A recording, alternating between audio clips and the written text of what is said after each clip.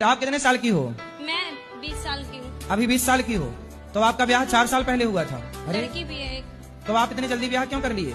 गांव में जल्दी शादी हो जाती है गुरुजी, क्योंकि लड़के बिगड़ जाते हैं, लड़कियां भी बिगड़ जाती है। आज के मॉडल में सही जमाने में और सही टाइम से शादी हो जाए ताकि लोग नहीं बिगड़ सकते। क्योंकि ये मेरे गले में टंग गई ना, मेरे को टेंशन आ गया कि इसकी जिंदगी देखनी है, एक लड़की को भी देखनी है गुरुजी।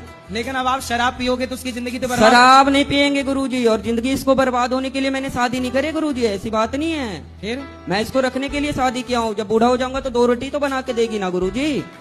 आपको नहीं पता लगता है कि शादी बहुत अच्छी चीज होती है। अच्छा, हाँ, वो सन्यासी बाबा से पूछिए जो मंदिर में रहते हैं, वो बता रहे थे ऐसा? हाँ, वो मेरे गांव में एक बूढ़े से थे, तो उनको बीवी बच्चे है नहीं तो कुछ करते ही ना है, बेचारे पड़े हुए रहते हैं। सर्दी बुखार कुछ भी हो उसको कोई देखने वाला नहीं आता गुरुजी। वो पता चलता है कि शादी वाला जीवन कैसा है और सन्यासी वाला जिंदगी कैसा है गुरुजी।